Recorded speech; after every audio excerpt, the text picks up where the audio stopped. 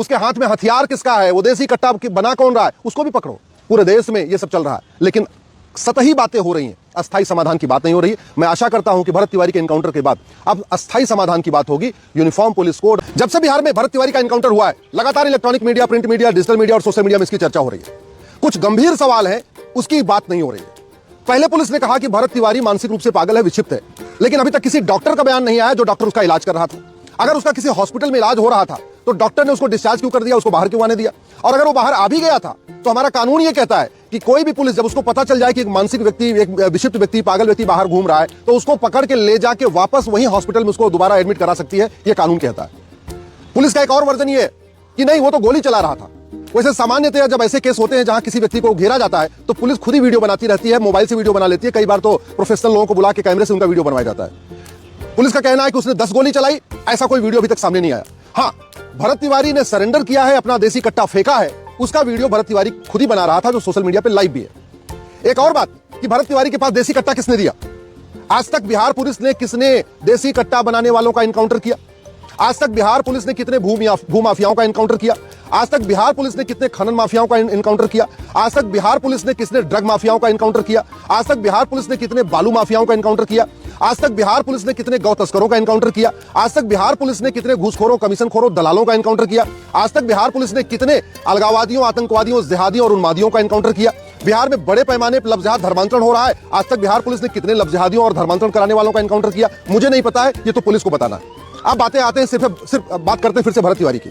अगर भरत तिवारी वास्तव में 10 गोली चलाया भी था और उसके बाद उसने सरेंडर कर दिया तो भी उसको एनकाउंटर नहीं कर सकते, कानून यही कहता है।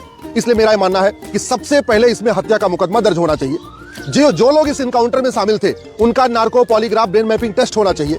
अब चूंकि विश्वास खत्म हो चुका है, इसलिए narco polygraph brain mapping test करते उसका लाइव करना चाहिए। पूरा देश देखना चाहता है कि भरत तिवारी का एनकाउंटर करने वाले सच बोल रहे हैं, गलत बोल रहे हैं, क्या बोल रहे हैं। और ज्यादा अगर कंफर्म करना है तो ठीक है, भरत तिवारी की मां का भी narco polygraph brain mapping test कर लो, क्या दिक्कत है? उसकी मां का भी कर लो, लेकिन जो लोग इस पूरे टीम में शामिल थे उनका भी कर लो। एक वीडियो ऐसा भी आ रहा है कि जहां कि जो लोग वहां पे खड़े हुए थे वो ऊपर इंस्ट्रक्शन लेते हैं क्या करना है, तो अगर ऊपर से इंस्ट्रक्शन आया कि इसको गोली मार दो तो उनका भी एनकाउंटर होना चाहिए, उनके खिलाफ भी हत्या का मुकदमा दर्ज होना चाहिए। और सबसे बड़ी बात, जो भरत तिवारी बार बार कह रहा है हमारा गांव बदहाल है, गांव में कोई सुन नहीं रहा है, कलेक्टर कप्तान आके यहाँ की व्यवस्था नहीं देख रहे, उनके खिलाफ क्या कार्रवाई हो रही? तो सबसे बड़ी बात, इस पूरी समस्या का मूल कारण है यह 1861 का घटिया पुलिस एक्ट। यह अंग्रेजों ने बनाया था इस देश को लूटने के लिए, बांटने के लिए। यह कानून आज भी चल रहा है। इसलिए जो पुलिस पहले अंग्रेजों की गुलाम थी, आज की डेट में वो सत्ता की गुलाम बन गई है। पहले अंग्रेजों के इशारे पे जलियांवाला बाग कांड करती थी, पहले अंग्रेजों के इशारे पे लाल बाल पाल को लाठी से मारती थी, पहले अंग्रेजों के कहने पे वीर सावरकर को काला पानी देती थी। अब चूंकि कानून वही है तो स्वाभाविक सी बात है पुलिस का रवैया वही है। इसमें पुलिस का भी दोष नहीं है, क्योंकि अगर वो ऊपर से आला कमान की बात नहीं मानेगा तो उसका रातों रात ट्रांसफर कर दिया जाएगा। तो इस अस्थायी समाधान ये है, इस 1861 के घटिया पुलिस एक्ट को उठा के फेंक दिया जाए, भारत में एक यूनिफॉर्म पुलिस कोड बनाया जाए, एक पुलिस चार्टर लागू किया जाए। ये थाना जो भ्रष्टाचार, कमीशनखोरी, दलाली का अड्डा बना हुआ है, इसको प्राथमिक सुरक्षा केंद्र बनाया जाए। ये नाम बदल दिए जाए, ये हवलदार, थानेदार, पेशकार नाम ही बदल दिया जाए, ये कुछ नया नाम रखा जाए। और साथ में साथ narco polygraph brain mapping mandatory कर दिया जाए। जब जब कोई इनकाउंटर हो उसमें दोनों पक्षों का narco polygraph brain mapping mandatory हो, अब आरोप लगाने वालों का भी और इनकाउंटर करने वालों का भी, और जिससे दूध का दूध, पानी का पानी हो। और सबसे बड़ी बात, अब समय आ चुका है एक इन्वेस्टिगेशन का चार्टर हो। भारत में उसी अपराध में यूपी में अलग तरीके से जांच होती है, बिहार में अलग तरीके से जांच होती है, बंगाल में अलग तरीके से जांच होती है।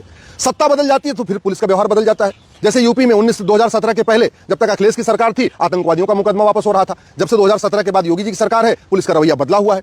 तो पुलिस का रवैया शासन बदलने से नहीं बदलना चाहिए, पुलिस का रवैया पार्टी बदलने से नहीं बदलना चाहिए। पुलिस को वेतन भत्ता, गाड़ी बंगला मिलता है लोगों को सुरक्षा देने के लिए, तो लोगों को सुरक्षा देने के लिए जरूरी है एक इन्वेस्टिगेशन का प्रॉपर चार्टर हो, एक पुलिस चार्टर हो, एक एडमिनिस्ट्रेटिव चार्टर हो, एक जुडिशियल चार्टर हो, एक यूनिफॉर्म पुलिस कोड हो, एक यूनिफॉर्म एडमिनिस्ट्रेटिव कोड हो, एक यूनिफॉर्म जुडिशियल कोड हो, और साथ ही साथ जस्टिस विद इन ईयर हो। ऐसा नहीं होना चाहिए कि अब कमीशन बन गया है, भरत तिवारी का एनकाउंटर की साल भर जांच होती रहेगी, फिर साल भर तक चार्जशीट बनती रहेगी, फिर अगले 10 साल तक गवाहों के बयान होते रहेंगे। ऐसा नहीं, जस्टिस विद इन ईयर।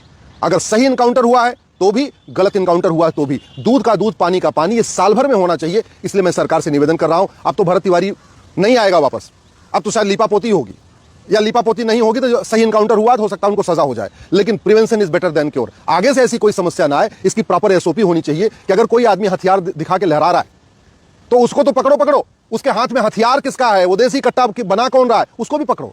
पूरे देश में ये सब चल रहा है, लेकिन सतही बातें हो रही हैं, अस्थाई समाधान की बात नहीं हो रही है। मैं आशा करता हूं कि भरत तिवारी के एनकाउंटर के बाद अब अस्थाई समाधान की बात होगी। यूनिफॉर्म पुलिस कोड और पुलिस चार्टर लागू होगा, यूनिफॉर्म जुडिशियल कोड और जुडिशियल चार्टर लागू होगा, uniform administrative code administrative charter लागू होगा, सिटीजन चार्टर लागू होगा। और इस तरीके के एनकाउंटर पर ऐसे लोग जब देसी कट्टा लहराएंगे, उन पर क्या करना है पुलिस का, इसका भी एक पूरा प्रोटोकॉल बनेगा, इसकी पूरी एक एसओपी बनेगी।